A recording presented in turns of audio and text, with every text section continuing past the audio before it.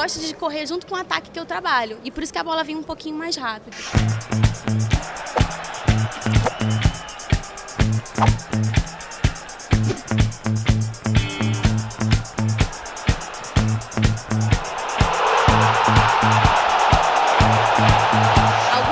São mais lentinhos, uns são mais rápidos.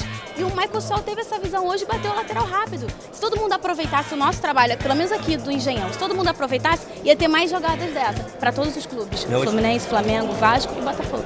Você tem um poder de se expressar e atrair a mídia impressionante. Já pensou em seguir carreira de uma outra coisa depois?